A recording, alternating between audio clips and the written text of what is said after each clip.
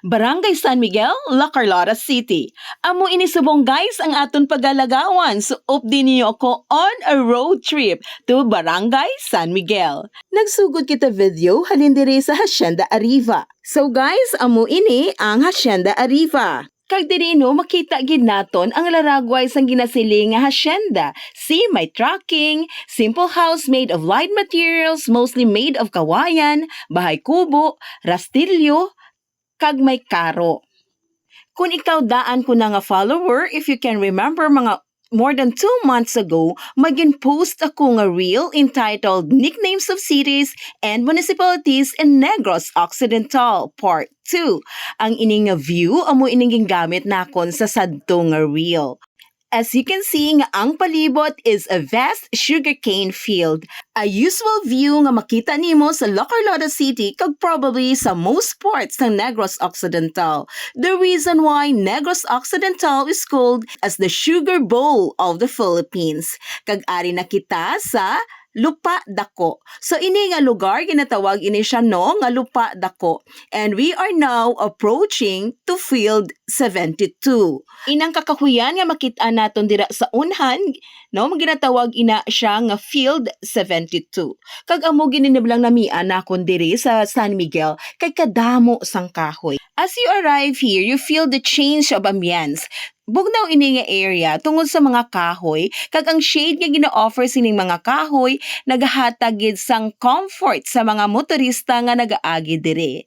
So ari na kita diri sa Field 72 kag makita naton ang mga towering trees nga ginahambal naton kagina. Kag sa sini nga area kung maglantaw kita sa left side, galing wala lang naton na capture sa video, makita na naton ang mga dalagko nga mga kahoy, a breathtaking view of towering trees, and the whole scenes come together in a magnificent sight from afar, a peaceful reminder of the natural beauty that defines Barangay San Miguel. Barangay San Miguel is composed of Hacienda San Miguel, San Miguel proper, Hacienda Arriba, Hacienda Salamanca, Sitio Dulom, Stella A, and Stella B. Another attraction para sa akon that defines San Miguel amo ang spectacular view of these Indian trees along Hacienda San Miguel. Hambas ang kilala ko nga taga San Miguel, ining mga kahoy nga ini ginatawag nga Indian trees. Just correct us if we were wrong sa ngalan sang kahoy ha. Salamat! Kadamo na sa mga vloggers, mga turista, kag even mga locals find themselves captivated by this spot. As they arrive sa sininga lugar, kalabanan ang mga turista nga kadto sa gintubdan kung may mga private cars sila na nagapundog na di sila sa sininga area kag magpa-picture o kung naga-take sang video.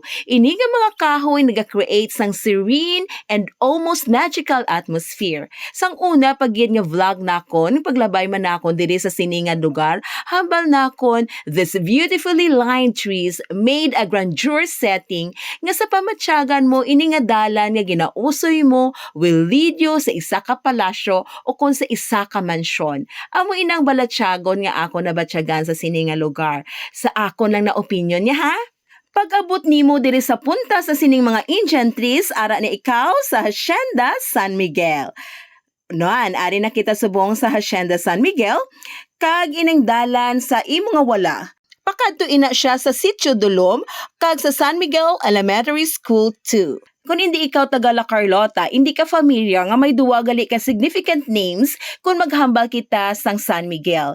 Ini amo ang Hacienda San Miguel kag Barangay San Miguel proper aside sa mga haciendas kag sitios nga nasakupan sini. Ari pa lang kita no sa Hacienda San Miguel, but we are approaching Barangay San Miguel proper. Aside sa tong magnificent nga mga ancient trees, ang isa pa gid ka attraction diri sa Barangay San Miguel amo ang Linaw Bubong. Ang Linaw Bubong is a tourist destination, especially during summer. Pero, tungod sa unfortunate event, nga natabo, maybe first quarter or second quarter of this year, ging close ang Linaw Bubong. I just don't know kung open na subong ang Linaw Bubong to the public para nga liguan liwat. But we can truly say that another pride and attraction of Barangay San Miguel is Linaw Bubong. Ara makita na nato ng signage nga nagasiling, "Welcome to Barangay San Miguel." So ari na kita sa Barangay San Miguel proper.